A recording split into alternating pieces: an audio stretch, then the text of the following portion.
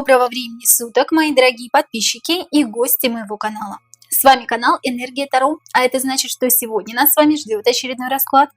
Перед тем, как мы начнем, я хотела бы рассказать вам о нашем втором закрытом канале на Бусти. Слева сейчас появится QR-код, по которому вы можете перейти и за подписку всего в 299 рублей в месяц смотреть шок-контент и те расклады, которых нет и не будет здесь на YouTube-канале, потому что YouTube их может заблокировать, друзья. Именно для этого существует второй закрытый канал на Бусти. И я благодарю всех тех подписчиков, которые с нами на Бусти с прошлого года. Друзья, помогайте нам становиться лучше. Ваши имена и ники сейчас появятся на ваших экранах. Благодарю вас за то, что вы есть у нас. Также напоминаю вам о возможности зарегистрироваться на закрытом телеграм-канале. Пишите мне, пожалуйста, в личку. Моя личка указана в комментариях под любым видео, друзья. Телеграм и мой WhatsApp. Кому что удобно. Там вы можете смотреть все те же самые видеоролики, что и на YouTube-канале, и стоимость такая же 299 рублей в месяц. Это тем, кому неудобен Бусти. Друзья, также напоминаю вам о том, что у меня есть личные расклады, консультации. Я делаю обряды, и мы делаем обрядовые свечи из натурального воска своими руками. За обрядовыми свечами, обрядами, личными раскладами просьба обращаться в личку. Ну а сегодня с нами карты «Змея» и «Павлин», и поговорим мы о Дональде Трампе. Станет ли Дональд Трамп 47-м президентом США и последним президентом этой страны? Как это скажется на судьбе России? Какие отношения у Трампа с Путиным? И кто такой на самом деле мистер Трамп? Сначала, конечно же, уточним его характеристику личности и основную суть человека. Итак, карты, покажите нам, пожалуйста, характеристику личности, основную суть Дональда Трампа. Характеристика личности, основная суть Дональда Трампа. Что это за человек? Каким человеком его видит этот мир и Вселенная? Основная суть Дональда Трампа. Карта «Десятка мечей». Человек, который привык переходить во что-то новое и постоянно получает по шапке. Десятка мечей – это переход в новую жизнь. Десятка мечей – это младший аркан, не старший. И это значит, что какие-то кармические задачи в своей жизни этот человек не прошел и будет проходить в следующей жизни после того, как его не станет. Десятка мечей – это какая-то боль, утрата, возможно, действительно в физическом, в прямом смысле этого слова, человек очень часто терпел какие-то неудачи, крах, банкротство, да, я слышала то, что он постоянно банкротился и вставал снова, заново начинал какие-то дела, какие-то движения, и после этого у него все получалось.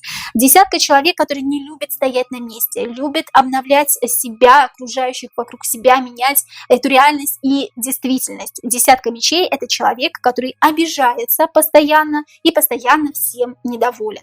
Вот такой интересный младший аркан. Младший аркан, кстати, это человек, который манипулирует кем-то, не управляет своей собственной жизнью и судьбой, или на него очень сильно влияет мнение окружающих его людей. Так, следующий вопрос, друзья, это сильные и слабые стороны Дональда Трампа. Покажите мне, пожалуйста, карты «Сильные стороны» Дональда Трампа, его сильные стороны в характеристике личности, что ему помогает в этой жизни, и его слабые стороны. Сильные стороны Дональда Трампа. Компанейский человек, человек из народа, человек, который любит народ и любит людей, человек, который показывает эту свою любовь. Очень любвеобилен, очень притягивает к себе окружающих, не только женщин, но и не только противоположный пол, но и мужчин в том числе. Человек, который может подсобить, что-то подсказать, ему можно выговориться, и он может выговориться вам. Очень простой и очень человечный. Вот это его сильная сторона. Слабая сторона Дональда Трампа. Четверка жезлов. Четверка жезлов – это трудоголик, человек, который никогда не сидит на месте, как я уже сказала, постоянно обновляет свою окружающую действительность. По десятке мечей у нас выходило, да, по характеристике личности. Но четверка жезлов – это никто не должен сидеть, сложа руки вокруг меня. Вот если кто-то что-то не делает, это значит непорядок. Нужно что-то делать, нужно постоянно быть в движении. Это, конечно, людей, которые находятся рядом с ним, какое-то время им это нравится, какое-то время настораживает, а какое-то время это угнетает, когда человек постоянно заставляет что-то и кого-то делать. Вот это его слабая сторона, друзья. Слабая сторона – то, что он не умеет останавливаться на достигнутом, и то, что он не умеет отдыхать по четверке жезлов. Вот это тоже является слабой стороной. Он очень быстро выгорает. Что делает Трампа счастливым в этой жизни, а что его огорчает или что ему не нравится? Для начала мы разберем полностью его характеристику личности, друзья, а потом уже перейдем к основным вопросам. Что делает Дональда Трампа в этой жизни счастливым человеком? А что ему не очень нравится? Что его угнетает? Что он, может быть, хотел бы преобразовать в этой жизни? Что делает Трампа счастливым, а что ему не нравится? Что его угнетает? Что делает Трампа счастливым? Счастливым его делает отдых, который которого у него не так много. Просто полежать, просто повтыкать в потолок, прошу прощения за молодежный сленг, просто почитать какую-то умную, интересную книжку, выпить, может быть, бокал вина. Но, тем не менее, это не всегда ему удается сделать. Счастливым его делают какие-то очень простые, максимально простые вещи, тем более здесь вышли младшие арканы. А что Трампу не нравится больше всего в этой жизни? Не нравится какой-то сговор, который идет против него. Ну, это никому не понравится, да? То есть, когда в разговор встревает кто-то лишний. Вы знаете, можете разговаривать с человеком, когда кто-то лезет в разговор, ему это не нравится, когда перебивают, ему не нравится, когда не слушают. Подводки кубков, когда есть кто-то третий лишний, как говорится, и когда он с кем-то наедине, он должен быть наедине, потому что он должен выдвигать какую-то свою политику, выдвигать какие-то свои постулаты в отношениях с этим человеком, но когда лезет какой-то третий человек, ему это, конечно, не камильфо, ему это не нравится. Хорошо. Психопатические расстройства личности Дональда Трампа. Есть ли какие-то психопатические расстройства личности у Дональда Трампа? Есть ли и какие психопатические расстройства личности у Дональда Трампа? Есть ли психопатические расстройства личности у Дональда Трампа? Рассказываю, друзья. Здесь очень ярко выражен синдром спасателя. Карта Иерофант – это карта учителя, человека, который все время хочет кого-то спасать, все время стремится к тому, чтобы преобразовать жизнь другого человека. Здесь как раз у нас про преобразование. Карта смерти у нас об этом говорит. Карта смерти может в прямом смысле говорить о психопатических расстройствах, когда человек боится самой смерти, когда человек боится ходить на кладбище, боится трупов, боится прикасаться к людям умершим, да, к трупам. Но здесь в большей степени просматривается именно психопатическое расстройство, психологический синдром спасателя, когда я хочу всех спасти, когда я хочу полностью преобразовать какое-то недостающее звено в жизни человека и трансформировать его реальность. А вот здесь такие психопатические расстройства. В целом, конечно, хорошо, но не всегда для своей жизни у тех людей, кто имеет эти психологические синдромы. Чего боится? Страхи Дональда Трампа. Чего боится Дональд Трамп на самом деле? И потом перейдем уже к вопросам насущным. Чего боится Дональд Трамп? Какие страхи он имеет? Чего боится Дональд Трамп? Боится, что о нем забудут.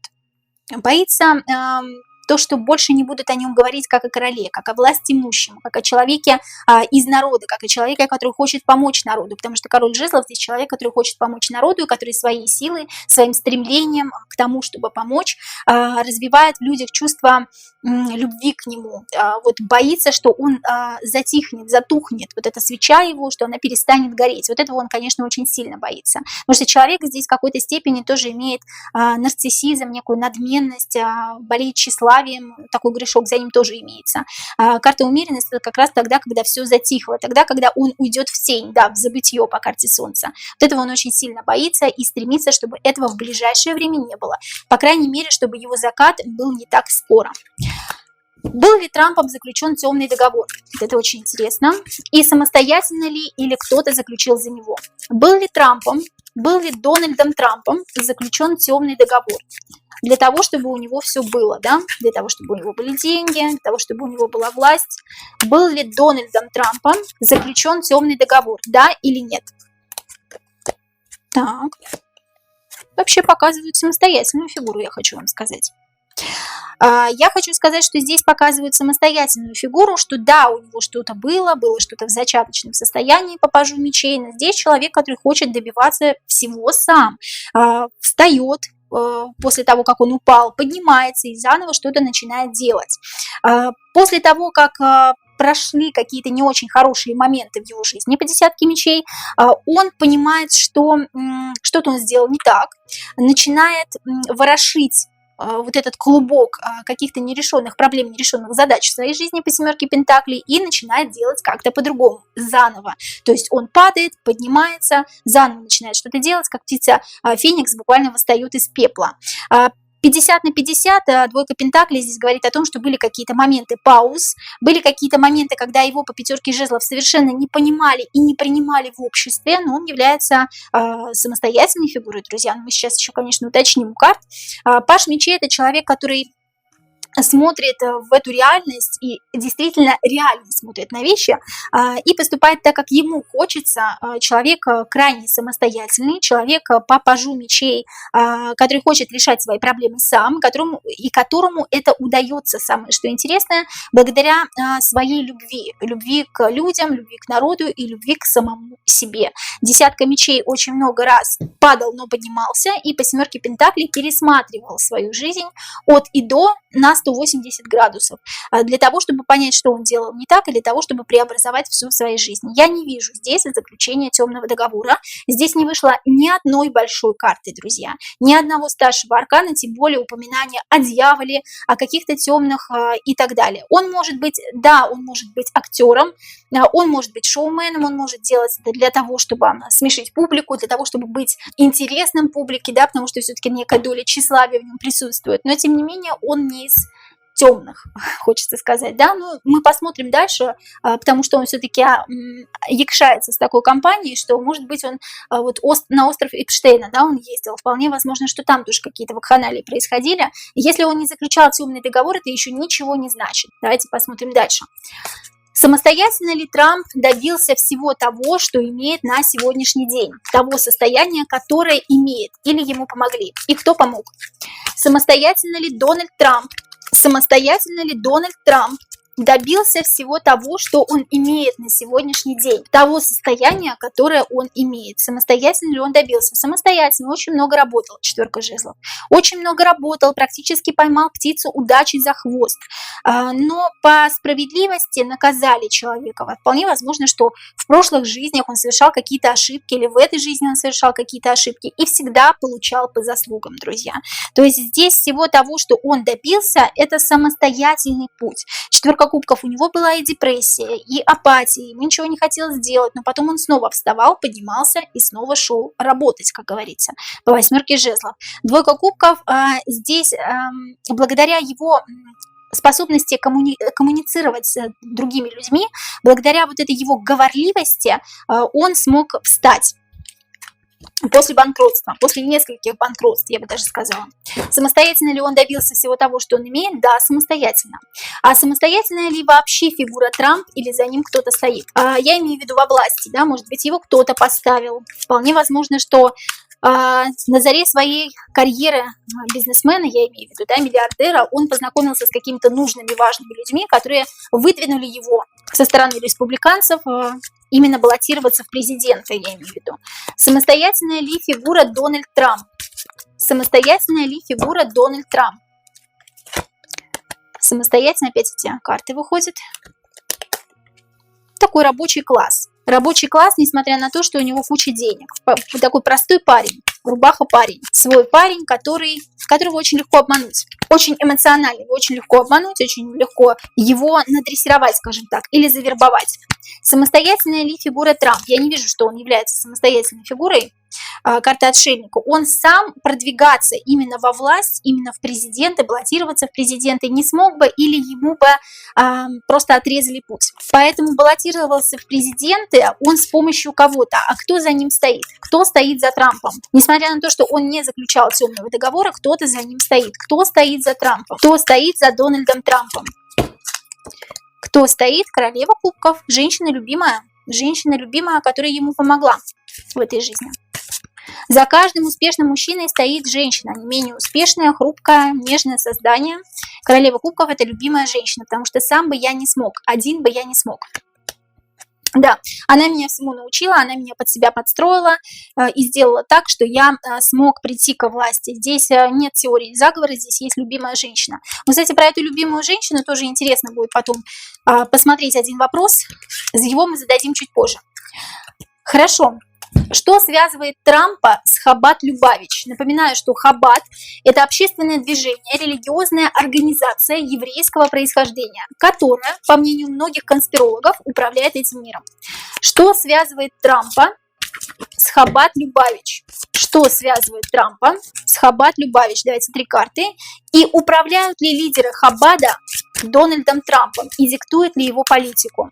Управляют ли лидеры Хаббада Дональдом Трампом и диктуют ли его политику, да или нет. Что связывает Дональда Трампа с Хаббат Любавич? Какую-то трансформацию, что-то он от них получил, полностью трансформировал свою жизнь с помощью них.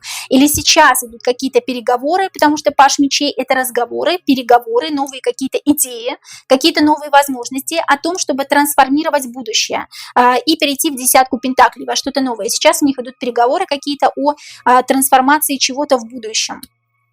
На данный момент. Управляют ли лидеры Хаббата Дональдом Трампом и диктуют ли ему политику? Управляют через женщину, управляют через его супругу. Вот почему вышла женщина. Женщина, кстати, тоже еврейка. Об этом мы с вами поговорим позже. И женщину не просто так ему представили. Эту женщину ему кто-то представил. Представили хаббатовцы. Потому что рыцарь Пентаклей – это женщина, которая пришла не просто так, а через что-то темное, нехорошее, возможно, через какую-то магию, возможно, через какой-то приворот, друзья. Потому что карта императрицы указывает на супругу или на женщину, которая была его супругой. Узнают какие-то новости через эту женщину о Трампе. Или как-то вербуют его через эту женщину, через Меланию Трамп, да, я имею в виду. Для чего Трампу идти во власть? Для чего Трампу идти во власть? Для чего Дональду Трампу идти во власть? Очень много препятствий на его пути. Здесь не он сам, да? Не он сам, а как его заставляют. Его заставляют, потому что он сам об этом не то чтобы не думал. У него очень много амбиций, он думал об этом сам, но он бы сам не смог, как я уже сказала, да? А здесь был бы огромный слив ресурсов по карте звезда для того, чтобы преобразовать будущее. И по карте звезда, по карте Луна очень интересно для того, чтобы полностью стереть Америку с лица Земли. Здесь для того, чтобы в ближайшем будущем, в далеком будущем, в отдаленном будущем, может быть, да, или в ближайшем будущем, для того, чтобы, во-первых, надежду какую-то посеять, но здесь карта Луна вместе с картой Звезда говорит не о надежде, а надежды нет на будущее. Для того, чтобы вот надежды на будущее Америки не было. Такое ощущение, как будто Америку вообще не хотят оставлять как страну, для того, чтобы ее вообще не было. И когда Трамп, когда определенный президент придет к власти, которому можно очень хорошо помыкать и управлять, а именно им как раз-таки можно, потому что он манипулируемый человек, манипулируемый, кстати, через женщину по девятке пентаклей, который его обманывает, они от этого только выиграют. Они – это глобалисты. Это замечательная кандидатура. Паш Кубков – это человек, который с любовью относится к народу, но, тем не менее, достаточно глуп для того, чтобы им управлять. Пятерка жезлов – это карта припирания. Очень многим Трамп не нравится своими обещаниями и ничего не деланием после этих обещаний, но, тем не менее, глобалисты его, я так думаю, что они его поставят. Потому что им важна определенная цель, чтобы либо Америки не было, чтобы либо определенного куска территории от Америки не осталось. Именно в этом им поможет Трамп. Хочет он того или не хочет. Следующий вопрос. Что связывает Трампа с Россией? И какое отношение у Трампа к российской власти? Что связывает Дональда Трампа с Россией? Что связывает Дональда Трампа с Россией? И какое отношение у Трампа к российской власти? Какое отношение у Трампа к российской власти? Что связывает Трампа с Россией? Интересно, что здесь карта императрицы обозначает не супругу, не женщину уже, да, а саму страну. Какие-то отношения полюбовного характера, то есть стремится США к России и стремится Россия к Соединенным Штатам для того, чтобы была смерть, для того, чтобы была трансформация чего-то, да. Тут с помощью России можно трансформировать будущее. Россия – это самый главный союзник, который только может быть у Соединенных Штатов. Здесь так хочется сказать, да. Что связывает Трампа с Россией? Здесь еще может быть такое, что Трамп передает что-то России, и после этого в России что-то происходит какая-то трансформация. Он как главный передатчик информации, который происходит в Соединенных Штатах, немножко как даже на агента смахивает, да, попахивает агентом, друзья мои, как главный ставленник от России, если это можно так назвать. Хорошо, а как он относится к российской власти? Он знает, что происходит в российской власти, в основном знает, что происходит и что поменялось в Королеве Пентаклей, либо в самой власти, что поменялось, либо что поменялось в экономике, и что там происходит что-то нечестное по отношению к народу.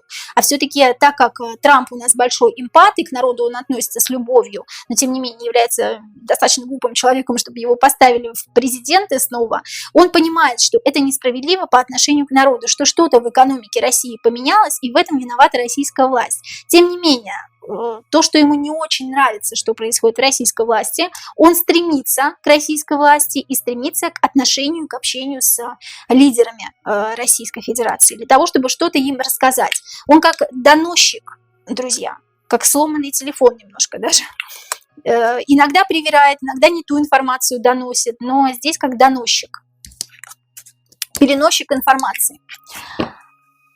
Рукопожатие Трампа несколько неоднозначно. Он дергает руку оппонента, выворачивает и ставит его в неудобное положение. Зачем он это делает? Можете посмотреть на YouTube-канале, как он выворачивает руки своим собеседникам, как он дергает на себя руку. Рукопожатие Трампа несколько неоднозначно. Он дергает руку оппонента, выворачивает и ставит собеседника в неудобное положение. Зачем он это делает? И почему он не делает этого с Путиным? Почему он не применяет такую тактику рукопожатия с Путиным? Почему Путину он уважительно пожимает руку? Почему так происходит с другими людьми? И почему так происходит с Путиным? Что это значит? Так он пытается в неудобное положение поставить человека в неудобное положение, перейти границы дозволенного, скажем так, да, по семерке мечей, по тройке мечей, перейти границы дозволенного и показать, кто тут главный, кто тут на коне. Тем не менее, он очень полюбовно и по-дружески потом вот так вот похлопывает по руке, говоря как бы, да ты не бойся, ты успокойся, я свой человек. По рыцарю кубков здесь еще может быть момент как сближения с собеседником, момент сближения с человеком, это тактильное применение, очень необычное, это немножко такое даже НЛПшное применение рукопожатия, где человек, другой человек, собеседник, начинает Трампу больше доверять, когда он пожимает таким образом руку. Как бы это странно ни звучало, диктует свои правила, диктует свои условия. Почему он не делает этого с Путиным? Почему Путину он пожимает руку уважительно, скажем так, да? Карта мака, карта дурака, потому что не достигнул еще тех высот, потому что не имеет права. Потому что если сравнивать Путина и если сравнивать Трампа, то над Путиным большая власть, чем над Трампом. И я не могу так непозволительно относиться к рукопожатию с этим президентом, с президентом Российской Федерации, потому что я по карте маг здесь это не доволшебник, а дурак это нулевой аркан вообще, друзья, потому что я еще ученик по сравнению с ним. Над ним стоит большая власть, нежели надо мной. И либо он не понимает, что Путин не настоящий, друзья, либо он понимает все и знает все, но тем не менее знает, кто стоит над Путиным. Поэтому он не позволяет себе так неуважительно к нему относиться. А знает ли Трамп, что тот президент, который у нас сейчас, Путин, он не настоящий? Как он к этому относится, если знает? Знает ли Трамп, знает ли Дональд Трамп, что Путин не является настоящим Путиным, и что у него куча двойников, что настоящего Путина нет уже давно? Про эту историю как раз интересную, да, про то, что нет давно Путина в живых, и есть на моем закрытом канале расклад, можете посмотреть, если вы есть на Бусте, или если вас нет на Бусте, можете попроситься ко мне в закрытый телеграм-канал, там как раз-таки о том, кто сейчас вместо Путина сидит, друзья. Знает ли Дональд Трамп, что тот президент, который есть у нас сейчас, Путин, не настоящий Путин? Знает ли он?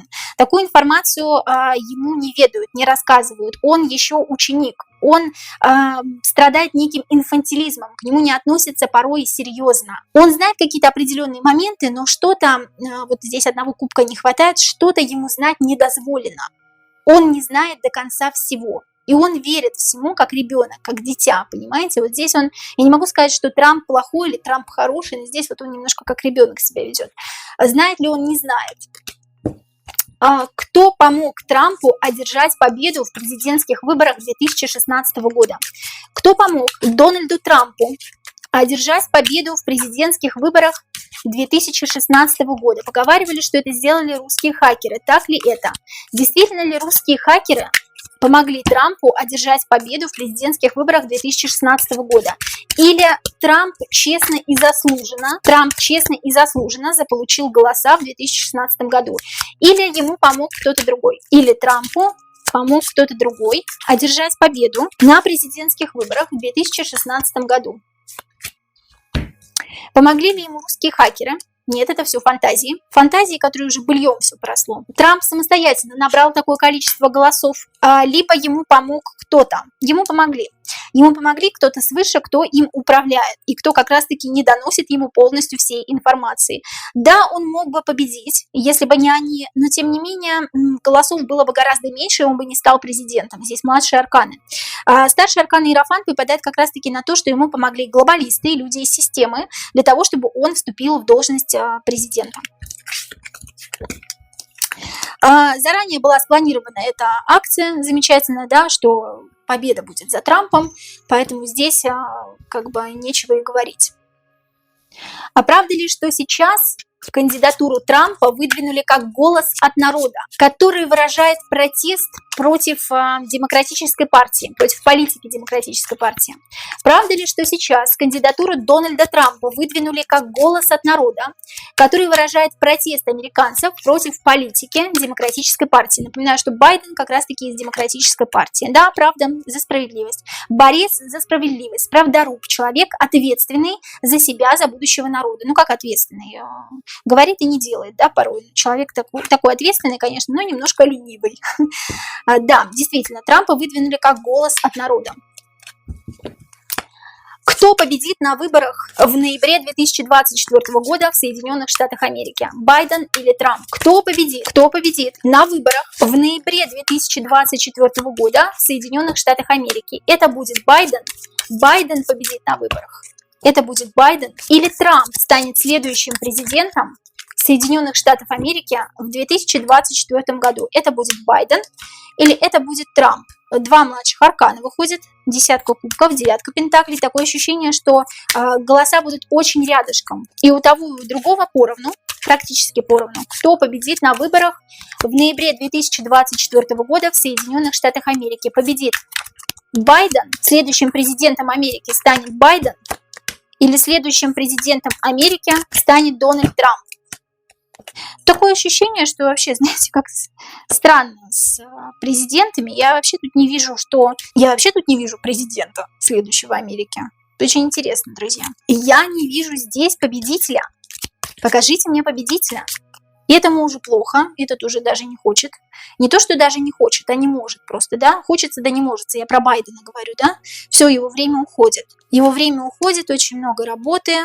Сердце Дональда Трампа разбито, его уносят. Тут что-то тут нечисто, друзья мои. Кто будет следующим президентом Соединенных Штатов Америки? Кто будет следующим президентом Соединенных Штатов Америки?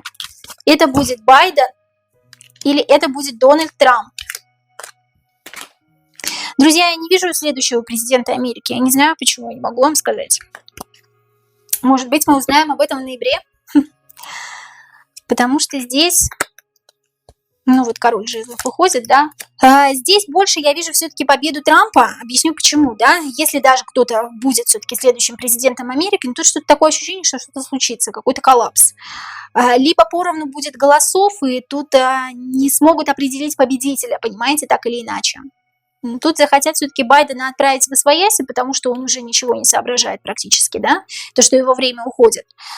Он обманывается какими-то ожиданиями, он думает, что он будет президентом, но на самом деле все не так. И тут девятка жезлов практически победил, вот практически уже ухватил за хвост птицу Дональд Трамп. Но я не вижу здесь вообще ни одного старшего аркана. И что-то либо произойдет в Америке и не будет президента вообще, друзья, либо будет не до выборов, либо прямо вот тютелька в тютельку, и все-таки определят Трампа.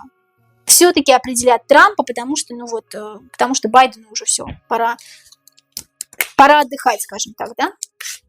Здесь вот такая вот ерунда. Байдена я точно не вижу президентом, могу так сказать. Как этот выбор и как выборы Соединенных Штатов Америки вообще отразятся на судьбе России? Как выборы Соединенных Штатов Америки отразятся на судьбе России? Как выборы 2024 года в ноябре в Соединенных Штатах Америки отразятся на судьбе Российской Федерации? Как они отразятся на судьбе Российской Федерации? Нужно будет действовать силой. Действие силы, здесь какие-то нехорошие грядут времена в плане между Америкой и между Россией, почему так показывают друзья. Здесь вполне возможно, что что-то начнется, какая-то заварушка или какие-то серьезные разговоры, какие-то серьезные переговоры, не полюбовные. Время действовать, не время отступать, время действовать с помощью силы. с помощью меча. Не время спать, не время бодрствовать. Так решил король Пентаклей. Здесь что-то будет. Какие-то переговоры будут между Америкой и между Россией, друзья. С новым президентом. И, скорее всего, не скорее всего, это точно не будет Байден, это будет Трамп, но там какие-то будут недоразумения с голосами. Посмотрим в ноябре. Другая немножко тема, не касающаяся политики. Правда ли, что Дональд Трамп посещал печально известный остров Эпштейна? Напоминаю, что Джеффри Эпштейн – это всемирно известный преступник, организовавший незаконный трафик несовершеннолетних детей на свой остров, да, для удовлетворения всемирно известных личностей. Действительно ли Дональд Трамп посещал печально известный остров Эпштейна, да или нет? Действительно ли? Да. Карта императора выпала.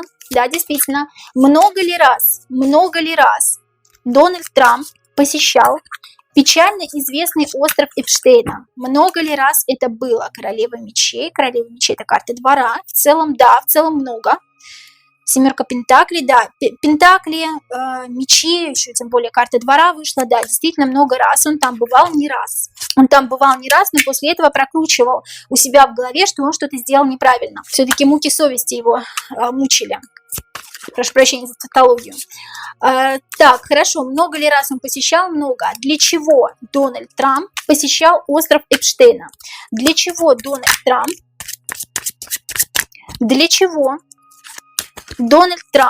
посещал остров Эпштейна? Для чего он это делал? Что он там делал? Для любви. Слить свои эмоции. Или забрать чьи-то эмоции, да? Забрать чьи-то эмоции, забрать эмоции от мертвого человека, от человека, которого мучают. Вот здесь, вот знаете, как какие-то мучения, собрать гавах. Или поделиться своими эмоциями, поделиться эмоциями человека, которого замучили уже в этой жизни, да, в реальной. Да, не здесь мучили кого-то мучили, кого-то лишали жизни. Выпить чей-то гавах чужой, да, посмотреть на чужие мучения, насладиться этим, несмотря на свою эмпатию к людям, казалось бы, да, здесь вот такое вот еще прослеживается. Для чего Дональд Трамп посещал остров Эпштейна? Да, здесь кого-то связывали, кого-то мучили, наслаждаться этим моментом. Посмотреть на это. Но я не могу сказать, что он в этом участвовал. Я могу сказать, что он на это смотрел.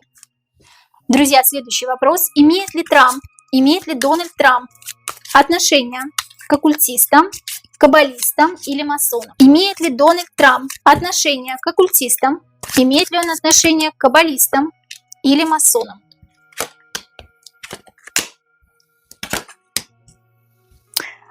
Я вижу его в масонстве, рыцарь жезлов. Но рыцарь жезлов, он такой, знаете, принеси, подай. Я не могу сказать, что он имеет какую-то 32-ю или 33-ю ступень масонства. Что-то ему рассказывают, а что-то он знать не должен. К оккультистам вот он имеет отношение. Карта справедливости. Несмотря на то, что он за справедливость, он имеет отношение к ним, потому что так или иначе он должен там находиться для того, чтобы иметь какую-то власть, какой-то авторитет в народе, для того, чтобы его продвигали, в президенты, баллотировался, чтобы он в президенты, да, это обязательно должно быть. К каббалистам он не имеет никакого отношения. Следующий вопрос, друзья. Знал ли Дональд Трамп заранее, что башни-близнецы рухнут благодаря рукотворному стечению обстоятельств? Почему я задаю этот вопрос, я могу вам ответить в комментариях. Пишите, пожалуйста, кому интересно. Здесь мы на этом останавливаться сейчас не будем. Знал ли Дональд Трамп заранее, что башни-близнецы рухнут благодаря рукотворному стечению обстоятельств? Был ли Дональд Трамп в это посвящен? Да, император. Да, знал. Он посвященный в это человек. И вполне возможно, что он принимал какое-то участие. Причастен ли каким-либо образом Дональд Трамп, я не буду называть это слово, в том, что произошло с башнями-близнецами, давайте, да, чтобы нас не заблокировали. Причастен ли Дональд Трамп как-то к тому, что рухнули башни-близнецы, давайте вот так. Причастен ли каким-либо образом Дональд Трамп к тому, что рухнули башни-близнецы?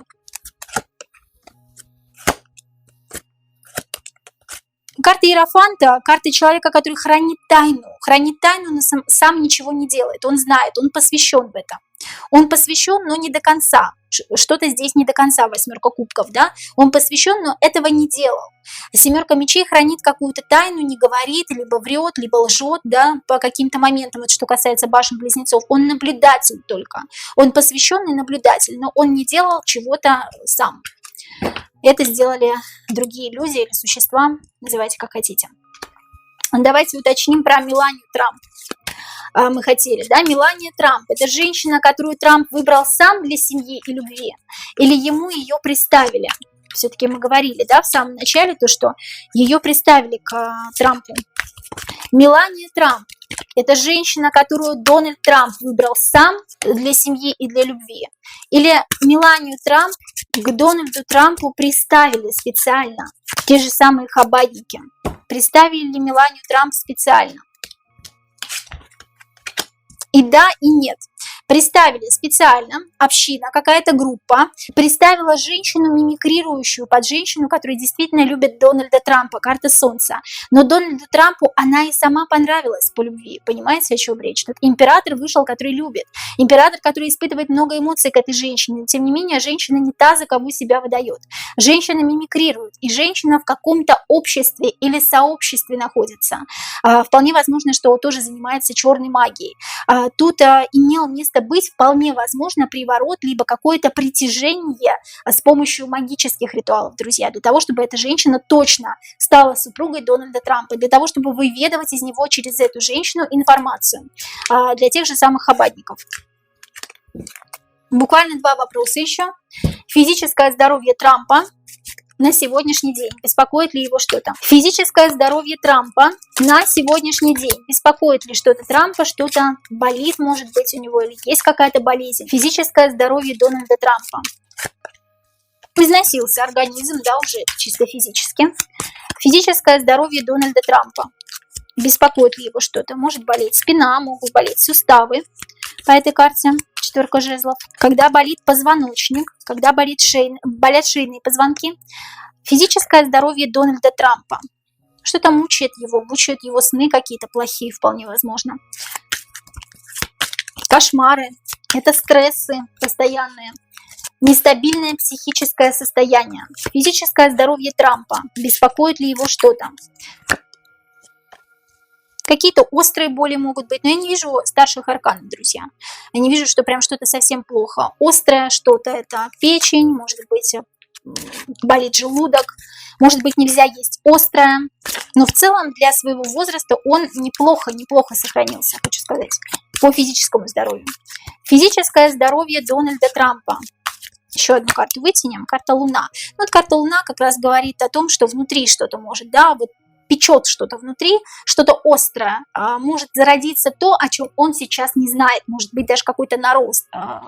Я как раз говорила о том, что не вышел старший аркан, он вышел, Луна, не очень хороший аркан, может быть какой-то нарост или онкология, или скоро мы узнаем об онкологии, или какой-то злокачественной опухоли, которая есть внутри Трампа, да, здесь вполне возможно, что скоро мы об этом узнаем, скоро нам об этом расскажут. Хорошо. И будущее Трампа на 1 год. Будущее Дональда Трампа на 1 год. Начиная с этого лета, с этого июля до следующего. Будущее Дональда Трампа. Какое будущее ждет Дональда Трампа в течение 1 года? Какой-то крах всего. Либо это на самом деле физическая смерть, либо это крах Америки, в прямом смысле этого слова, и крах его как президента, либо это крах по здоровью, крах семьи, крах того, что мы узнаем, что Трамп обанкротился или его посадили в тюрьму, тут заключение может быть, да, под стражу, тут крах всего, крах всех надежд и мечт, друзья, и даже больше вытягивать не буду карту, потому что здесь все по 16-му старшему аркану все понятно. Друзья, это были все вопросы про Дональда Трампа. Если у вас есть какие-то вопросы на эту тему, пишите, пожалуйста, их в комментариях, и я обязательно сделаю шорт-видео по этой же тематике, по вашим вопросам. Напоминаю вам о том, что у меня есть личные расклады, обряды, и мы делаем обрядовые свечи из натурального воска своими руками. Пишите мне, пожалуйста, в личку указана в комментариях под любым видео. Друзья, я вас очень люблю, и до новых встреч!